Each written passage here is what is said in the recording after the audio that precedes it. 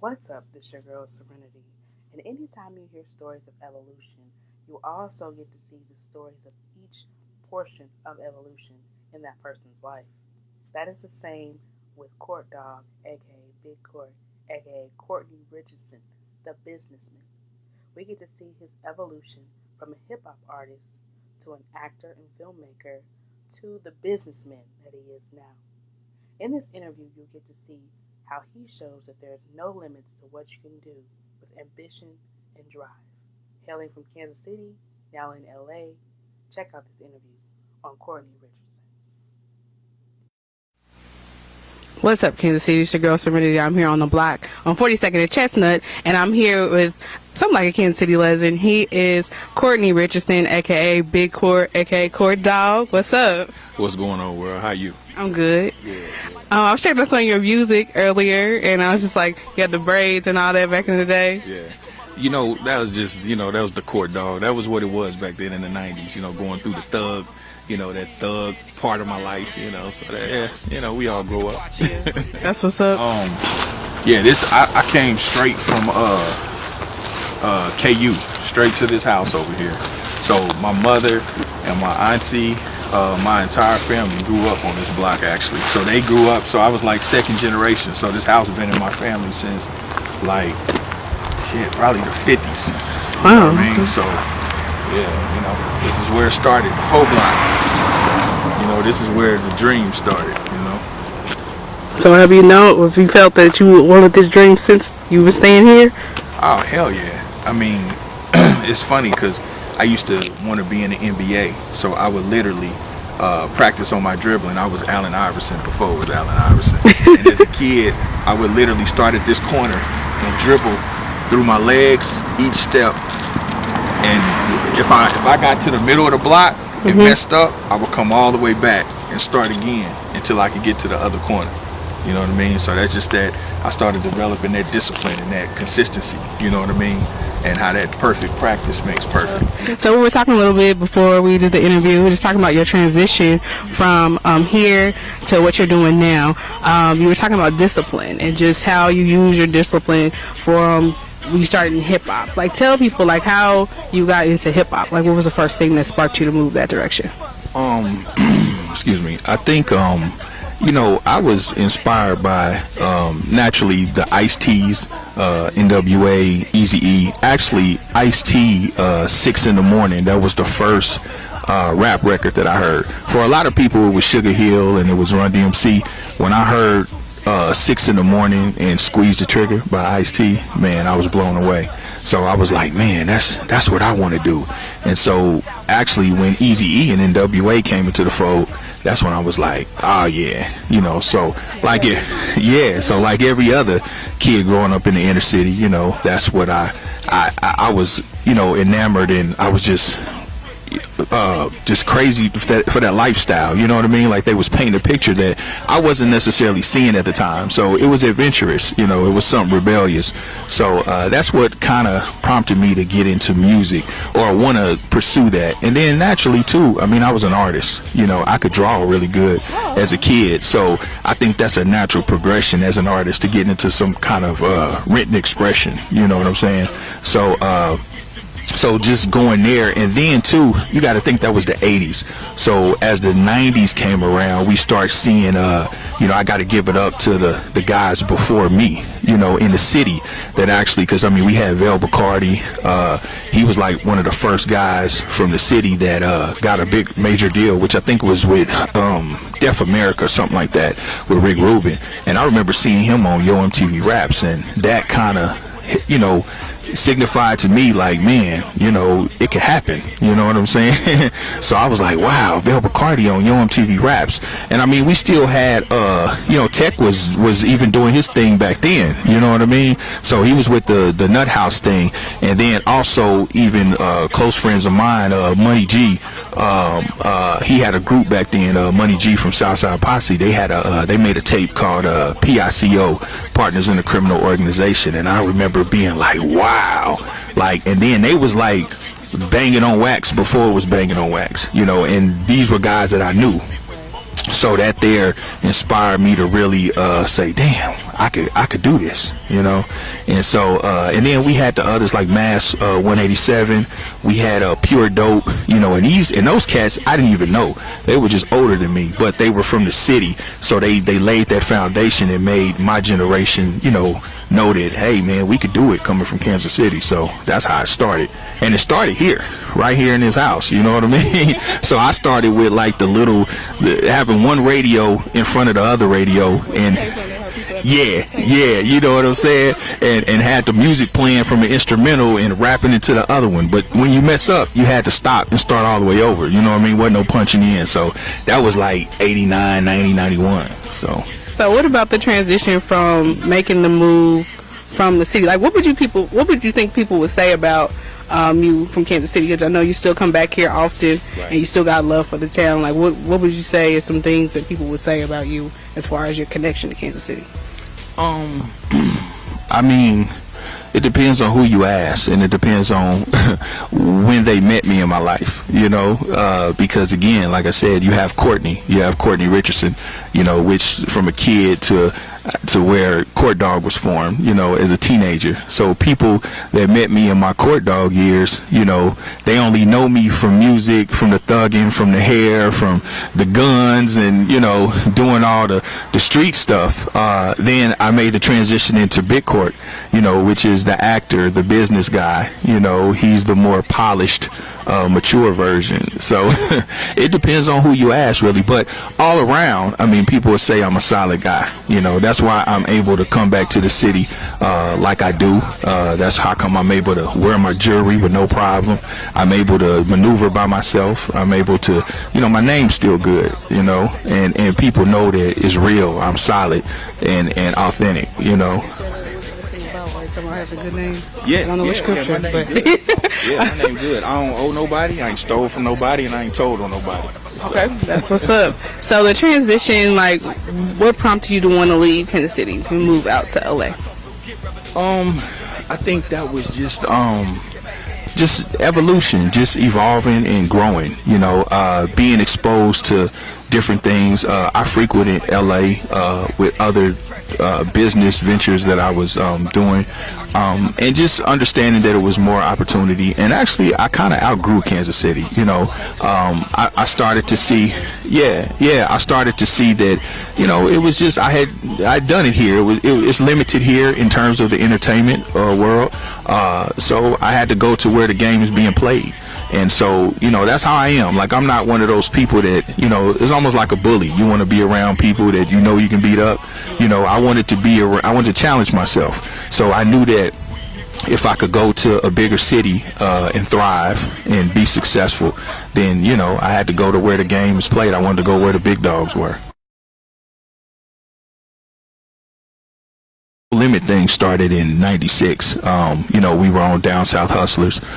Me and my partner Cisco, we had the group CCG, and so going to LA, that was just, again, like I said, I kind of, because I had an independent label and I had put out some successful independent records, I started seeing a shift in the music industry even before, you know, because I always make it my business to really study what it is that I'm doing. And so I seen the landscape of music changing for me as an artist, in terms of the artistry. You know, I knew that, okay, I'm from the 90s, and as the 2005, 2006, you know, the music was changing, and I knew I was going to have to change with it, but I knew I was going to have to compromise so much of myself that I didn't think that it would sound authentic, you know what I mean? And then too, I was seeing success in other avenues. You know, I had, you know, built a successful real estate company. You know, I had gotten to movies. I had done movies. You know, I had done. I had even modeled when I first went out to LA, and that fell in my lap. That wasn't something I set out to do. You know, that was just being in the right place at the right time. You know, so. I think it was just a natural progression of just wanting to spread my wings, you know. And I knew that movies, in some capacity, I would end up, because I'm a creative, so I enjoy being in front of the camera and behind the camera, you know. So you like Yeah. You know, I didn't want to. Yeah, I didn't want to. I didn't want to take over your stuff. But yeah, so I'm naturally creative like that. So, but then, like I said, going back to your question, yeah. So P had moved. He had relocated to LA as well. So he went there maybe like 02, 03. So I got out there about the same time. So we just really reconnected and we started rolling from there, you know, and we've done so many things. I mean, at that time we were starting a TV network, which we're still going to do. So anything that No Limit has done, you know, from that point on, I've been right there and a part of to some capacity. He always talks about owning your own. Right. Tell about the importance of P, you know, putting that in you and you just yourself, because you're doing a lot of stuff independent. Yeah. You want to make it your own way. Right. What about the importance of that? Absolutely. I mean, you got to have some type of ownership. You know, that's and that's something that was in me probably from the streets, you know, just from hustling. But yeah, if you want to control your own destiny, you want to be able to make your own decisions. You want to be able, you can't leave a job to your kids, you know. You know, if you want to build wealth. And that's the thing, like, I understand the difference between, you know, being well off, rich, and wealthy, you know, and a lot of times us as minorities, we aren't you know, we're not bred into understanding money and how to build money and build wealth in business. You know, we're kind of programmed to work and just get by, you know, or get an education and go work for someone and make them rich. But and understand what I'm saying with that. I'm not knocking education, because there's a place for that. That's something that no one can take from you. So education, it has its place, but it doesn't always equate to success. Because there's a difference between knowledge and applied knowledge. You know, so oftentimes I have people ask me, did I go to college? And I didn't. I graduated high school, but I'm not formally educated in anything that I've succeeded in. You know, so it's just... Yeah, well, talent and just perseverance. Yeah, just common sense and you know, keep trying. You know, like I always say, a winner ain't nothing but a loser that just kept trying. You know, so it's just failing and stuff and getting back up and you know, at some point mastering what it is you're trying to do. So, you know, in real estate and movies, the first movie I did, I mean, I spent over $100,000 of my own money, and it was a movie that I did called Young American Gangsters with me and Cat Williams. And I knew nothing about true story, I knew nothing about movie production. I had done movies as an actor, but I didn't know nothing about producing. But this is what I did. I faked it the whole time. So man, listen, I spent over $100,000. I had the whole camera crew, the lighting crew, the everything working for me. So, and I was the lead in the movie too. So the director and the DP and all these people would come ask me, so what do you think we should do? What do you think? And I would be like, what do you think? And so they would say, give me the answer, and I say, yeah, that's what I was thinking. You know what I mean? I did that through the whole movie. So because I had to act like I was the man, you know what I mean? And so again, and then I learned about distribution the hard way. I end up literally paying about $5,000-$6,000. I flew over to France, to the Cannes Film Festival, to get distribution for my movie. I did. I went over there to Cannes. I landed distribution for my movie with a distributor around the corner from my house in LA. Wow. You know what I mean? So I done flew like around the world, paid $6,000 for them to say, yeah, so we on Ventura Boulevard in Encino. Right. And I'm like, oh damn, you know. So again, it's just that thing of you just got to show up. You just got to start. That's it. That's what I tell people, man. Just start. You don't have to have all your pieces. You don't have to have all the answers. You just start. And that's all I ever did. We're talking about the transition to you're doing some TV shows, and you host a radio show. Yeah. So tell us a little bit about that and just your venture into TV production. Okay. That's part of the reason why Yeah. So the radio stuff that started with Master P.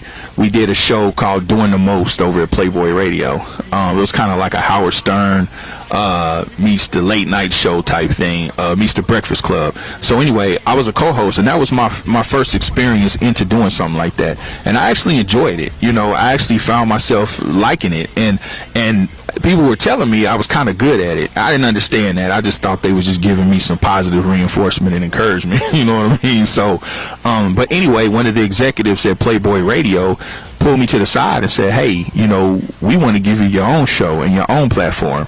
And I was like, wow, really? So they was like, yeah. So they said, you can do whatever you want to do. So I went over to Dash Radio, where Snoop has a show. There's a couple people that have shows over there. And we actually, it was a Big Court and Lil Danny show. We actually ended up being like the second highest rated show over there. We were getting like 1 million listeners a month.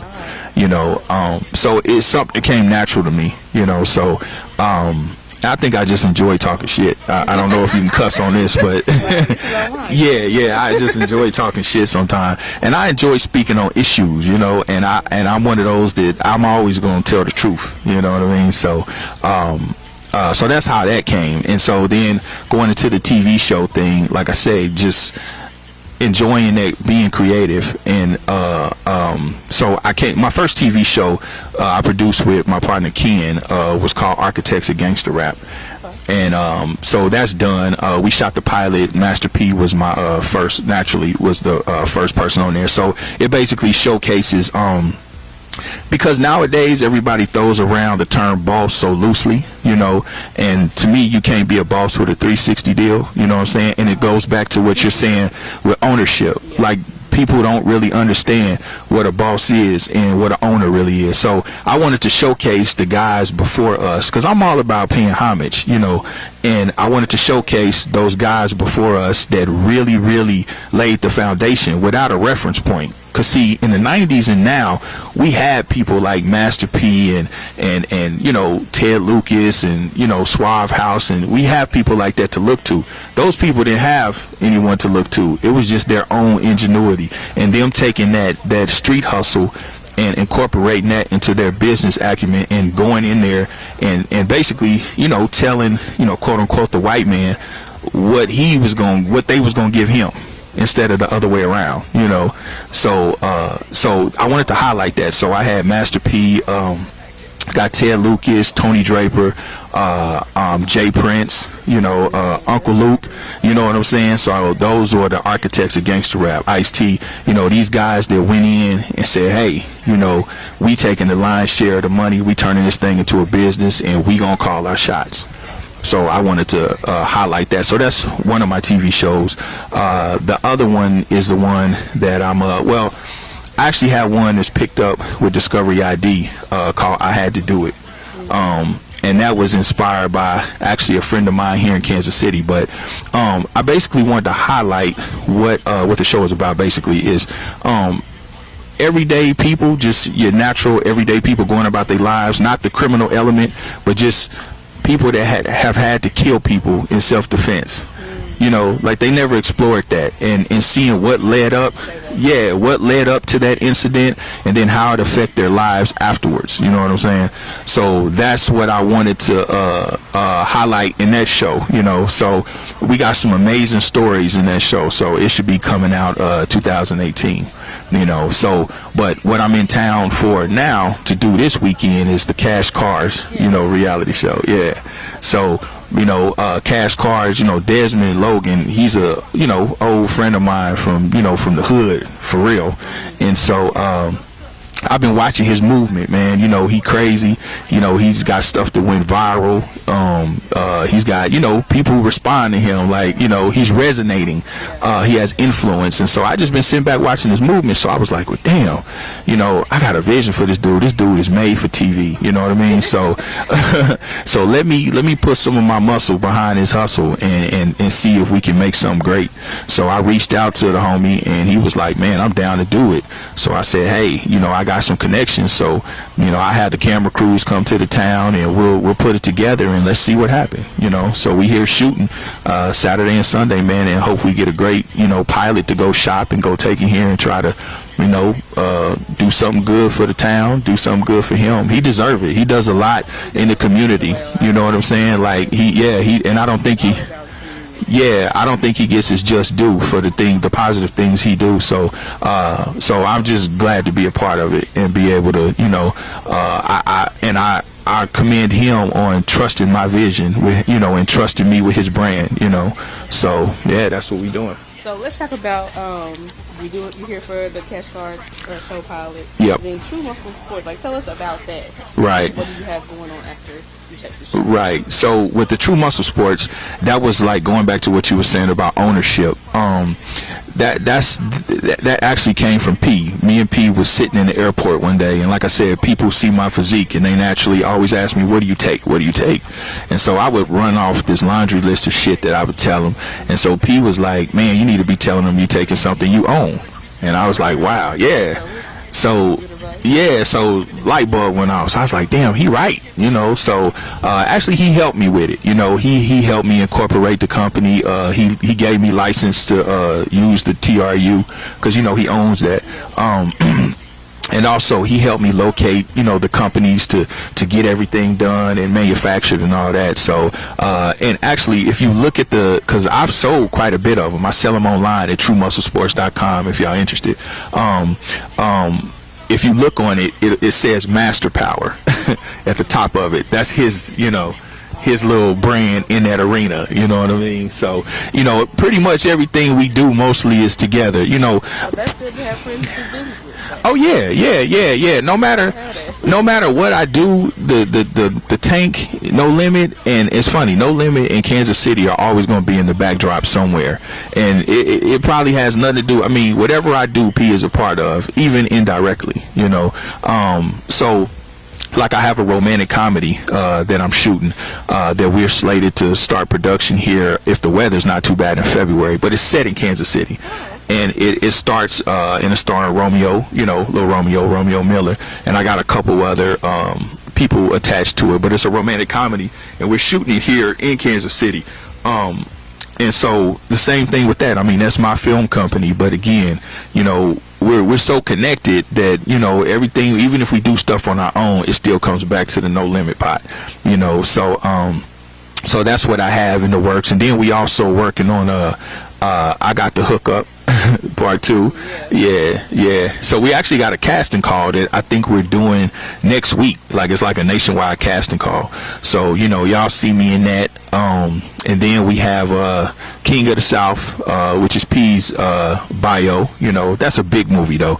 That's coming out through I believe Lionsgate, but that's a big budget movie, so it's gonna be kind of like straight out of Compton. And then we just finished up Jump Out Boys, which is a action movie that I did with me and Omar Gooding, Jimmy Jean Louise, Jackie Long, and homie from The Wire.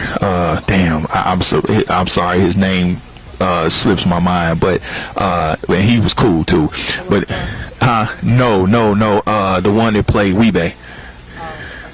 Yeah, he played Weebay. I know him too. He's a cool cat. But anyway, so we just wrapped that not too long ago. So in 2018, man, I got a lot of stuff coming out. Yeah, great year. 2017 was a good year. So we got so many things, just as a collective, but me as in Big Court. So the movie thing I'm pushing forward with, I'm really excited about the romantic comedy that we're going to be shooting here. We're going to be shooting on location here in Kansas City. So yeah, it's going to be a decent budgeted movie as well. And we'll have some celebrities. Like I'm talking with Wood Harris, Claudia Jordan. We got a couple of different people that we may have attached to it that is looking like it may happen. So, and I'm really excited about that because I wanted to really, I'm so, excited? Yeah, well, I'm just so rooted in the city. You know what I'm saying? Like, everything I do, Kansas City is, like I say, it's always in the backdrop. It's always something, you know what I mean? So I kind of wanted to the reason I wanted to do my movie like that, because if you remember, like, I don't know, I may be showing my age, but like the movies like Weird Science and Ferris Bueller's Day Off and different movies like that, like those guys always shot kind of in the same city, which was their hometown. You know what I mean? Yeah. So that's kind of how I want to do with my production. I want to shoot in my hometown. You know what I'm saying? So and it's just, of course. I don't see how people do that. I'll be honest with you. I don't see how people do that. Like, I'm in Kansas City all the time. I mean, I don't know. I was born and raised here. This is where my heart is, I mean, I love LA. LA is home, but this is home, home. This is what bred me. So I love Kansas City. I mean, just like we here in the winter and the leaves and the, you know what I'm saying? Like, I grew up with that, so I miss that, the changing of the seasons. In LA, man, it's 80 degrees on Christmas. Right. You know, I miss that snow sometimes. So tell people how they can get in contact with you if they just wanted to hit you on IG or any social media, or just find you or your products. Yeah, they can. You can hit me on IG at I am Bitcourt. On IG, Facebook, Courtne Richardson, or you can hit me at Bitcourt on the Facebook, and my website. You want to check out the Tru Muscle Sports. That's TruMuscleSports.com. Usually have healthy living tips and different blogs about the product and just how to lose weight and etc. Different things like that. Could you leave us with some words of wisdom on that? What, in terms of? Great in general, I guess. Well, you know, I think it's just this is what I say, and you know, a lot of times people just got to get out of their own way. You know what I mean? You have to get out your own way. And this is the thing. Like, a lot of times in Kansas City, I see online, you know, a lot of these guys, the local guys, I try to encourage them. They get so caught up into, you know, support and who's not doing this, and you know, listen, the world don't owe you nothing. You know what I mean? You gotta work, man. You gotta put some points up on the board, and you have to work. You know, nobody gave me anything. You know, people, they tend to think that because P is one of my best friends, that everything is handed to me. Like, P just waves a magic wand and things happen, and that's so not the truth. You know, he has to grind, I have to grind, and even when he helps me, I still have to do my part. You know what I'm saying? I still have to do my part. So I think, you know, a lot of people got to understand your worst opponent is the person in the mirror. You know what I mean? Like, so you have to just get out your own way, you know, and keep God first, and you know, like I say, just try, man, and do something that you love. You know, that's the thing. A lot of times people are so preoccupied with chasing money and trying to get rich. You know, money is cool. You know, that's cool to have nice things, and I've been fortunate enough to have nice things and make a little bit of money. But you want to do things that you love. You know, chasing money really only applies in the street, because that's all it is. You know, but if you do something that you love, the money gonna come. You know, because you'll put the time in. You know, and like one of my OGs used to tell me, you know, if you treat the hustle part-time, it'll treat you part-time. So it's the same thing with legitimate stuff. You know, if you treat it part-time, then what you expect to get out of it? So learn your craft. You know, learn what it is that you're trying to do. Educate yourself. Don't be afraid to evolve. You know, that be the biggest thing, is people's mentality. You know, I allow myself to evolve. I come from right here, you know, 64130, and this is the worst part of Kansas City. This is where most of the homicides happen. You know what I mean? And it was worse in my day, in the 90s. Actually, 1995, I believe, was the worst in homicides. So, you know, but what was the defining factor that I was able to rise above? A lot of people praying for me, but at the same time, you know, it was my mentality and my willingness to grow and evolve and understand that there was a bigger world outside of Kansas City. So that'd be my biggest thing, man. Don't be afraid to change. Don't be afraid to grow. You don't have to be the same person. You ain't got to be the same person tomorrow. Everybody like, I'm trying to say the same, or I'm trying to, you know, yeah. You know, they think that if you evolve, you're not being real anymore. Like this, people grow up or they change. You're not gonna be the same person you was in high school or college, or you know. Shouldn't be. Yeah. But thank you for the interview, and thank you for everything you're doing for Kansas City. I appreciate it. I appreciate that. Thank you for the interview. I appreciate you, you know, reaching out, and I've been seeing you in your movement too. So yeah, I'm trying to do some stuff. Yeah, so you keep doing what you're doing. You know, yeah, you keep doing your thing as well. So, and I support you 100%. All right, thank you. I'm Serenity, reminding you to spit your piece.